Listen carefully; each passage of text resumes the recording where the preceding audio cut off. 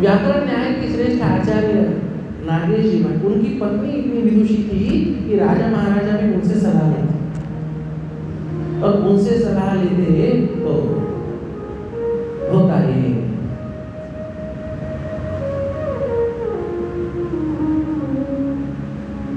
कितनी विदुषी, अरे कितनी विदुषी अपने यहाँ पे है, अपनी परंपरा में गार्गी हुई, मैत्रेयी हुई, विदुला हुई, भारती हुई, योग वशिष्ठ देखो, त्रिपुरा रहस्य देखो तो लीला हुई, कितने ही अपने यहाँ पे श्रेष्ठ विदुषियाँ स्त्रियाँ।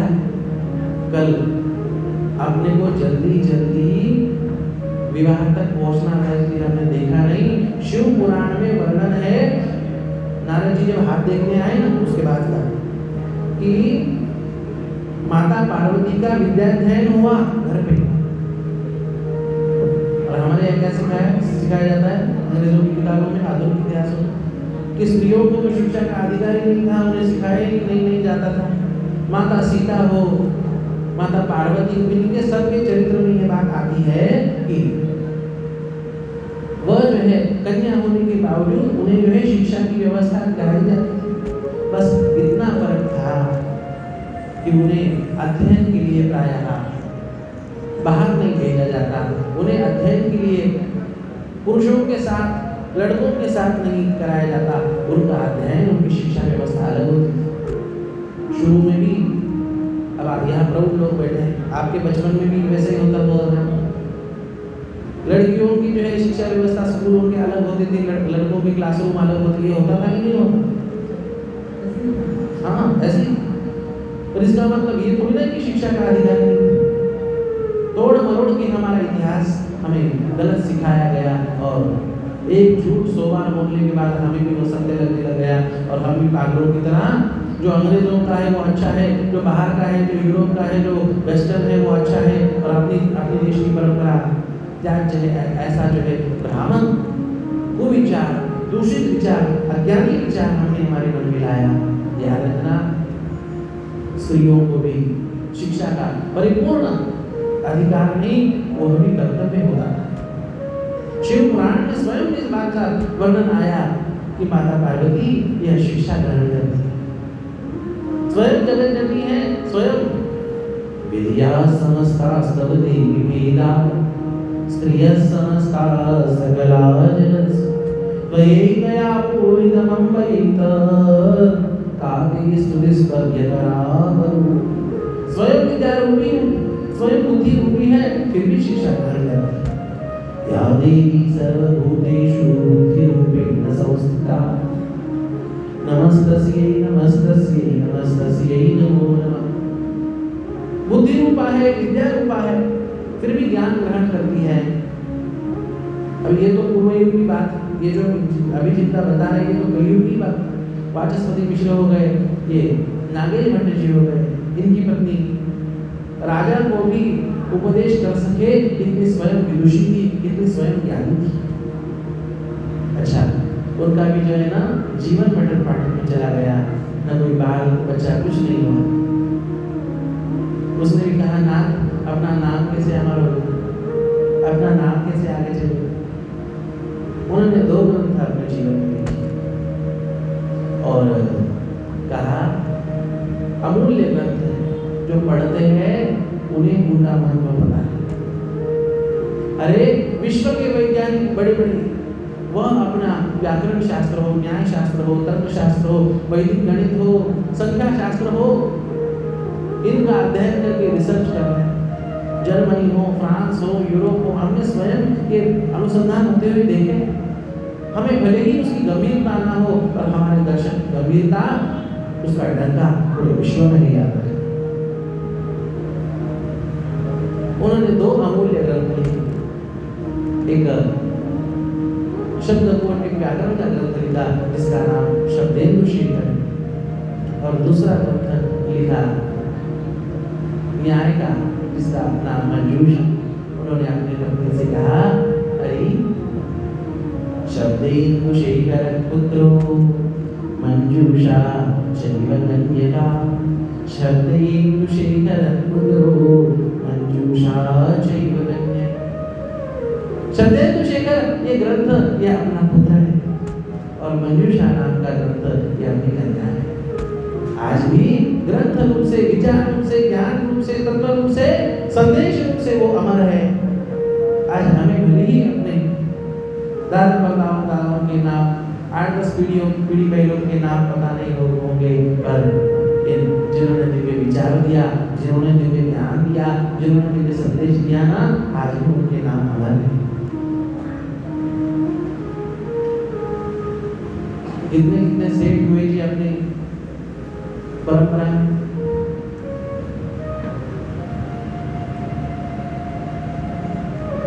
इस 400-500 सालों के इतिहास में आपको कितने सेठों के नाम याद है? आपको कितने ही सेठों के नाम याद हो, चाहे ना हो। भामाशाह का नाम हर एक की जुबान पे है कि नहीं? पता है ना भामाशाह कौन? महाराणा प्रताप जब संग्राम अपने देश की रक्षा करते हुए मुगलों के साथ लड़ रहे थे, और अब लड़ना तो कठिन ही होता है। दर भटक रहे थे, छिपते हुए, और उनका बेटा जो था स्वयं ही घास फूस की रोटी खाता। महाराणा प्रताप ये स्वयं भी वैसे ही खाते, अपने बकरी बच्चों को भी वैसे ही खिलाते।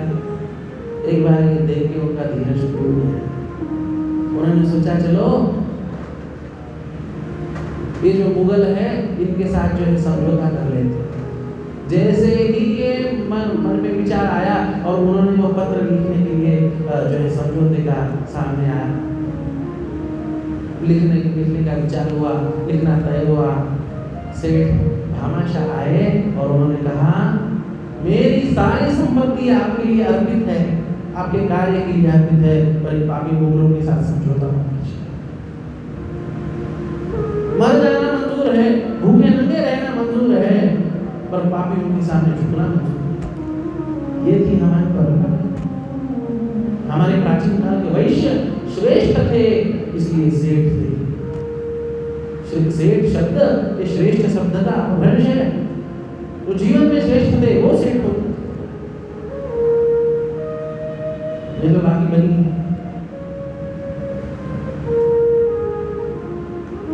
कितने घोड़ों के नाम याद है? चेतक का नाम आप कोई भूल सकता है, जिसने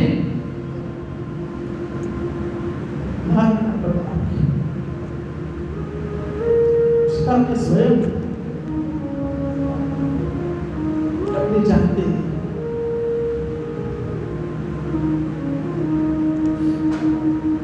बताइए सारी परंपरा एक जैसे कैसे हो सकती?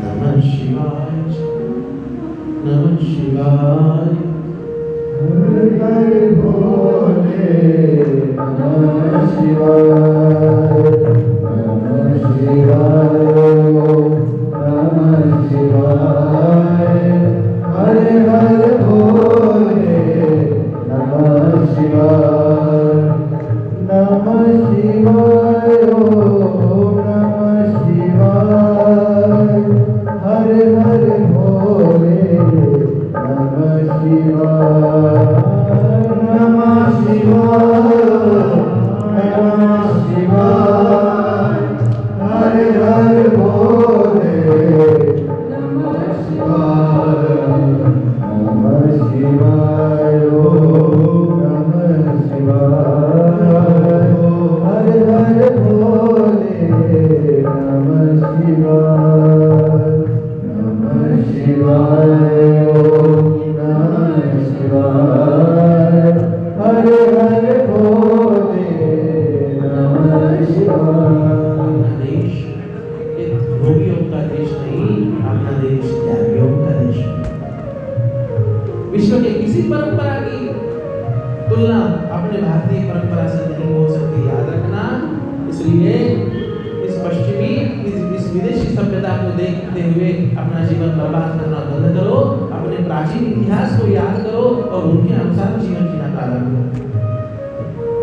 हमारे आंखों के सामने ये आधुनिक रोल मॉडल्स नहीं होने चाहिए जो वास्तव में चरित्र में जीरो है और जिन्हें बॉलीवुड ने हमारे सामने हीरो कह के जो है प्रस्तुत किया, ये हमारे आंखों के सामने नहीं होनी चाहिए। हमारे आंखों के सामने हमारे पूर्वज होने चाहिए, हमारे ऋषि मुनि साधु संत आदर्श राजे महाराजे राजर्षि श्रेष्ठ वैश्य सब अपनी परंपरा के जितने भी श्रेष्ठ महापुरुष थे उनका चेहरा उनकी प्रतिमा हमारे आंखों के सामने होनी चाहिए।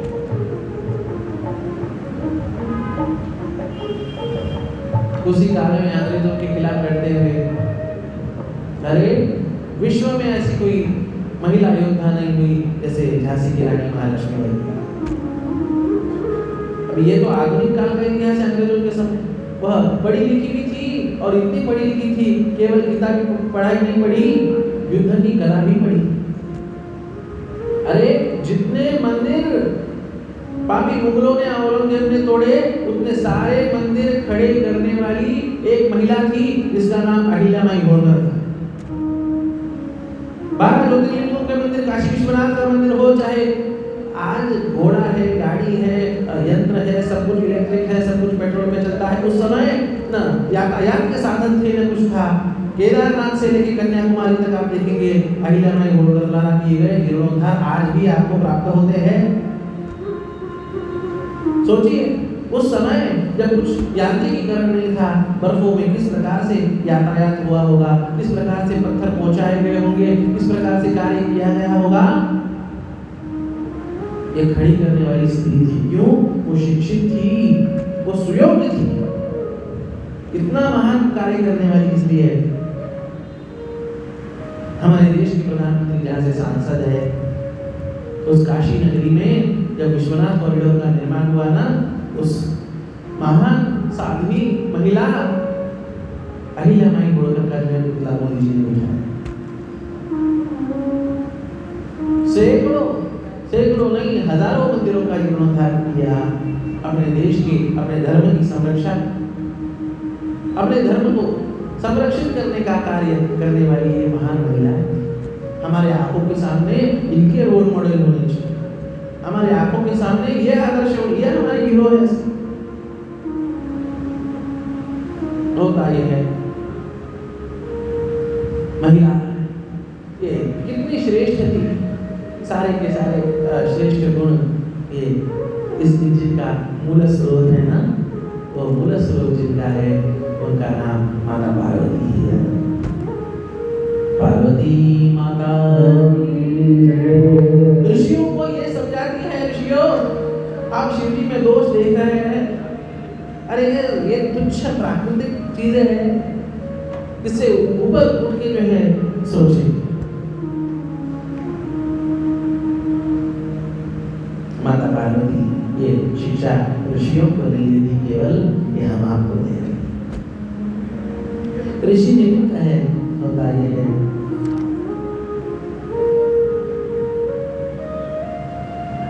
माता पार्वती गाड़ी करे, आकाशवाणी होती है, तुम्हें सिद्धि प्राप्त होगी, शुभ संकेत प्राप्त होता है। अच्छा एक और बात होती है कि देखो अब ये इतने बढ़िया, इतने रहस्यमय चीजें हैं, कल क्या पूरी हो पाती, और यदि पूरी हो पाती तो 9 बजे होता यह है। अब माता पार्वती अच्छे कामों में विघ्न होता है, श्रेयांसि बहुविघ्नानि। अब होता यह है कि माता पार्वती जी का तो तब सफल हो गया और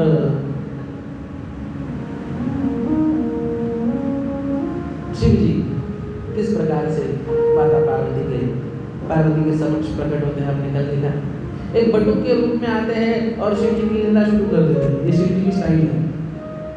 कहीं जाते हैं और परीक्षा लेने के लिए अपनी निंदा शुरू कर देते हैं और भला बुरा कहने लगते हैं।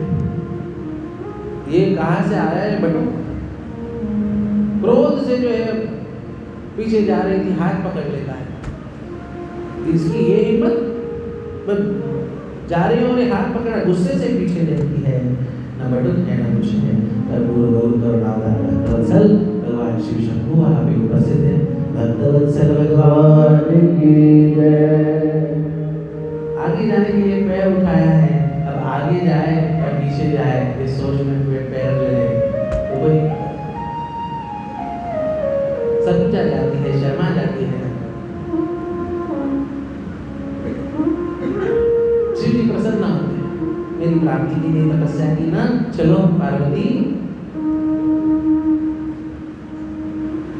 आओ मेरे साथ। दूसरी कोई होती तो क्या करती थी? इतनी तपस्या की दिव्य प्राप्ति के लिए वो सामने, वो कह रहे चलो।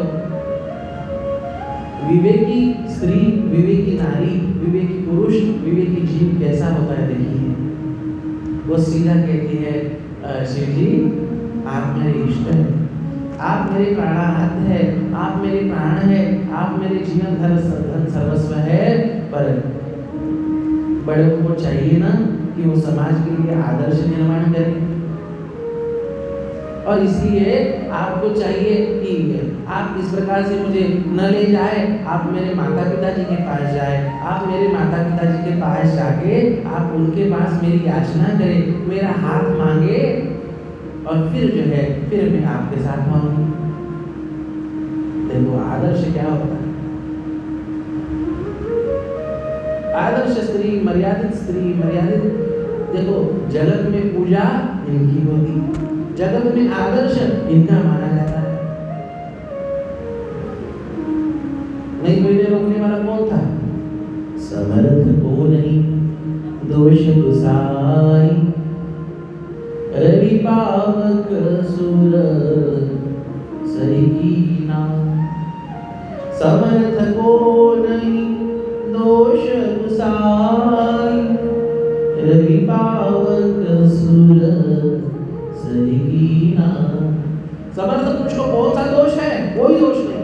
फिर भी स्वयं को दोष ना होते हुए भी, स्वयं को आवश्यकता ना होते हुए भी, जगत के कल्याण के लिए, जगत को सिखाने के लिए, जगत के सामने आदर्श रखने के लिए जो स्वयं नियमों में रहता है ना, अनुशासन में रहता है, याद रखना वह पूज्य होता है, वह महान होता है, वह आदर्श होता है, वह देव होता है। और इतना ही नहीं, जो इनका सिरमौर है वो देव भी नहीं रहता, वो देवों के देव महादेव बन जाता है।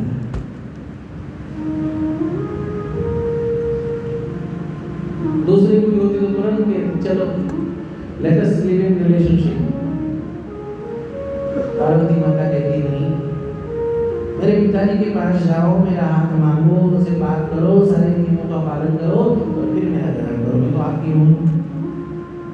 ये विवेक, ये धीरज, धीरज धर मीत धर नारी, आपत काल पर किए चार। अब माता पार्वती के लिए तो आपत्काली था, तपस्या करते करते सूख गई थी, मन प्राण छूट रहे हैं, ऐसी स्थिति। और उस स्थिति में भी जो मर्यादा को धारण करती है ना, याद रखना वह पुण्य श्लोक होती है, वह आदर्श होती है, वह देवी रूप होती है, वह शक्ति रूप होती है, वह मातृ रूप होती है, वह जगत पूजा होती है। माता पार्वती इस प्रकार से दे दिया भगवान शिव जी। और शिव जी को जो है ना ज्यादा प्रोटोकॉल फॉलो करने की आदत नहीं है। महादेव वो दूसरों के ऊपर लाद देंगे, पर ईश्वर है, महादेव, देवों के देव। अब किसके सामने हाथ फैलाना ये किसको अच्छा लगता है, बड़े होने के बावजूद। अब शिव जी क्या करते हैं, एक नटराज का रूप धारण करके आते हैं। नृत्यावसानी नटराज राजो, ननाद ढक्कां न पंचवार, उद्धरतु काम सनकादि सिद्धा, नीत विमर्शे शिव सूत्र जाल, नीत विमर्शे शिव सूत्र जाल। सुंदर नटराज रूप में आए और नटराज रूप में आए, डमरू बजाए। अब जैसे ही डमरू बजा रहे, सारे के सारे हिमाचल नगरी में जो है, अरे बढ़िया जो है नर्तक आ गया है, बढ़िया जादूगर। अब जो है शिव जी नृत्य करने के लिए, तो उनसे बढ़िया नाचने वाला भी कौन है और गाने वाला भी कौन है और बजाने वाला भी कौन? ईशान सर्वज्ञान, सारे के सारे यहाँ सारी की सारी कलाएं, 64 कलाएं जिनसे निकली, वह स्वयं बजा रहे। कैसे लगता होगा? वही जो स्वरूप है ना, कैसे लगता होगा? बजा रहे, गा रहे, मानो स्वयं का सुंदर रूप प्रकट कर रहे। सत्यम शिवम सुंदरम, सत्यम शिवम सुंदरम, सत्यम शिवम सुंदरम, सत्यम शिवम सुंदरम,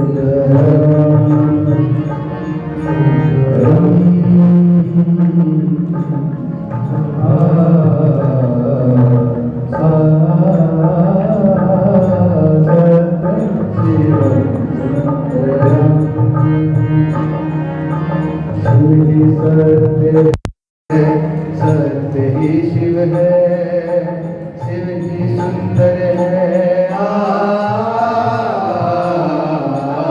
सत्यम शिवम सुंदरम, सत्यम शिवम सुंदरम। शिव जी सुंदर रूप धारण किए हैं और सुंदर रूप धारण करते हुए बढ़िया गान कर रहे हैं। और अब बढ़िया गान कर रहे हैं तो किसका गान करेंगे? अपने प्रिय भगवान विष्णु का। रामावध में, रामावध में, काशी में शिव, कान्हा वृंदावन में। दया करो प्रभु देखो इनको, दया करो प्रभु देखो इनको, हर घर के आंगन में। राधा मोहन शरणम, सत्यम शिवम सुंदरम,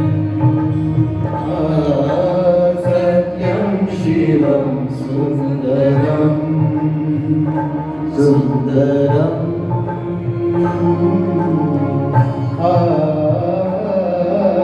सत्यम शिवम सुंदरम।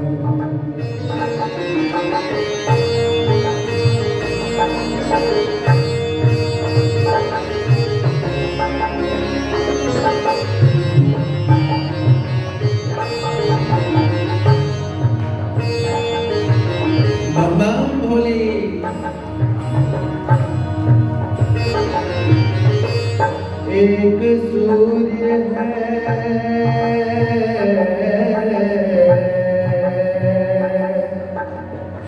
एक सूर्य है, एक गगन है, एक ही धरती माता।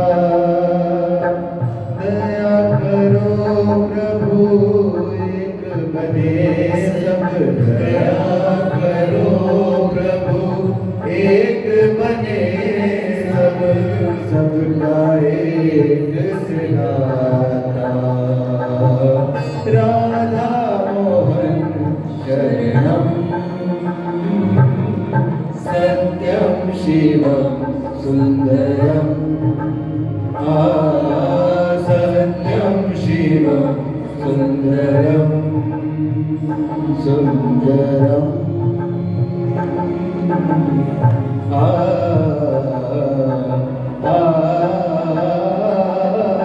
सत्यम शिवम सुंदरम। शिव ही सत्य है, सत्य ही शिव है, शिव ही सुंदर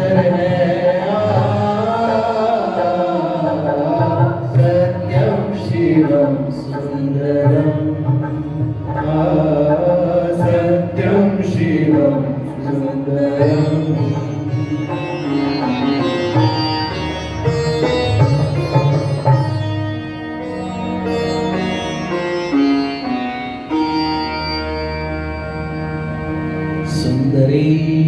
भगवान की शिव सुंदर भगवान की सत्य शिव भगवान की शिव जी स्वयं राजा हिमाचल की नगरी में आके उनके राजमहल के समक्ष डम डम डम डम डमरू बजाते हैं, नृत्य करते, सब मोहित हो जाते हैं। वाह, कैसा बढ़िया जो है गाने वाला है, कैसा नाचने वाला है, क्या बढ़िया गाता है, कैसे बढ़िया मधुर बजाता है, मानो नारद ब्रह्म प्रकट हो रहा। राजा हिमाचल के यहाँ पे जब खबर जाती है, उनके मन में प्रसन्नता है, तपस्या करके अपनी बेटी सफल होकर लौटी और फिर बढ़िया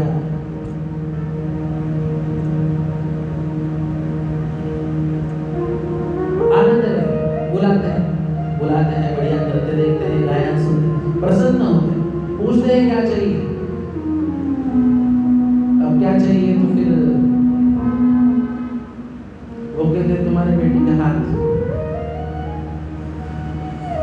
अब गुस्सा कर कोई कलाकार आ जाए और इस प्रकार से बात करे, क्या देंगे? राजा हिमाचल ने कहा सैनिकों से पकड़ो उसे। अब वो तो अंतर्धान हो गए। सच्चिदानंद भगवान की जय। ये प्रसंग मानस में नहीं है, मूल शिव पुराण में। और आप देख रहे हैं विगत 4-5 दिनों से मूल छोड़ के इधर उधर की कोई बात आपको प्राय सुना नहीं।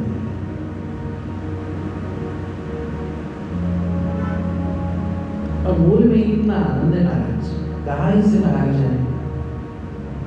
शिव पुराण की कथा मतलब लोग कहते हैं महाराज आपने तो टोने टोट के बताया नहीं, आपने तो बताया नहीं कि किस प्रकार से काली के चढ़ानी शिव जी की, किस प्रकार से अशोक सुंदर की कहानी आपने बताई नहीं, और लाल मिर्च और वो सरसों का तेल कैसे चढ़ाना है, कब चढ़ाना है, ये तो आपने बताया। महाराज शिव पुराण के नाम पे अरे कैसे कैसे लोग बताओ, शिव जी पे टोट के बताओ,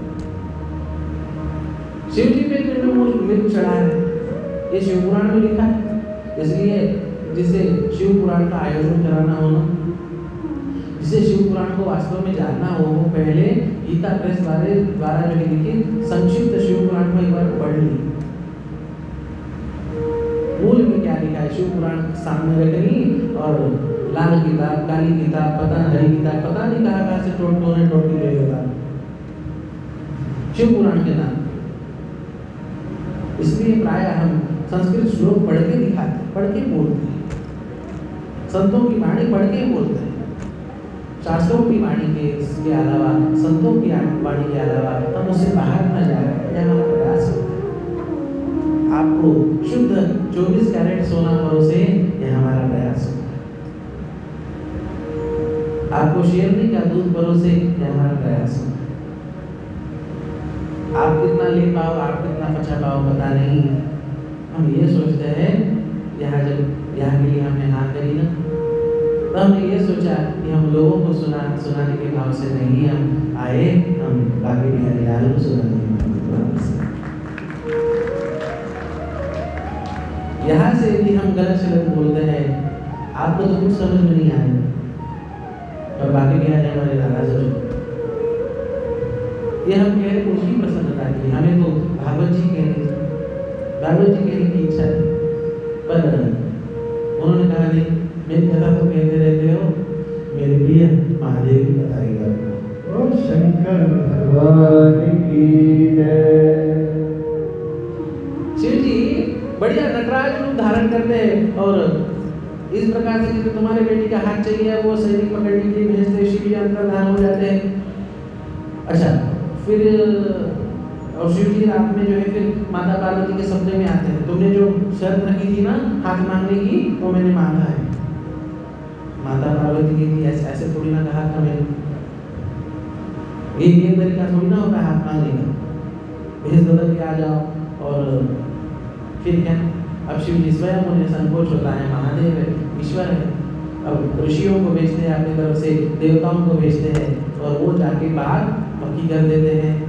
अब पक्की कर देते हैं तो होता ऐसे है, अब सब तैयारी हो जाती है और जैसे ही सब तैयारी हो जाती है, बारात निकलती है और बारात निकलती है।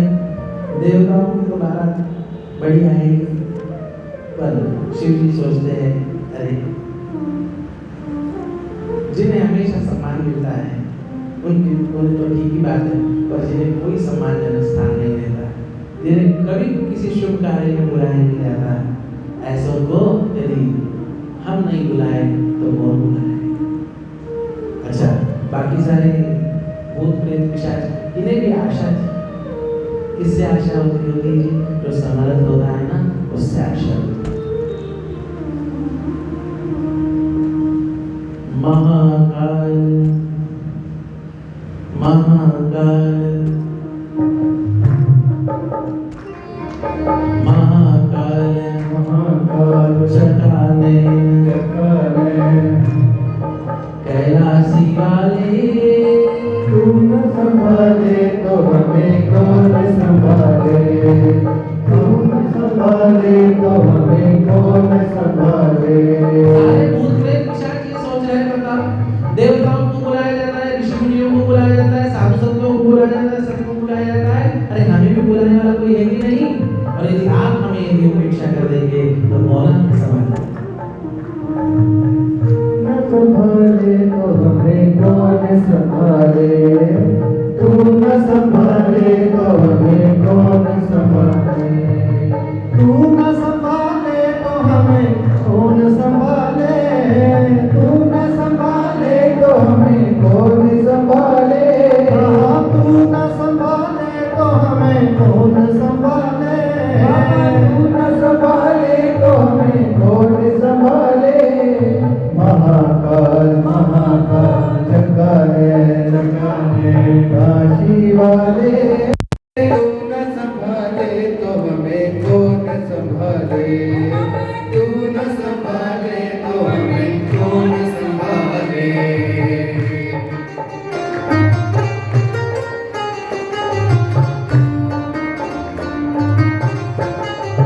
हरि को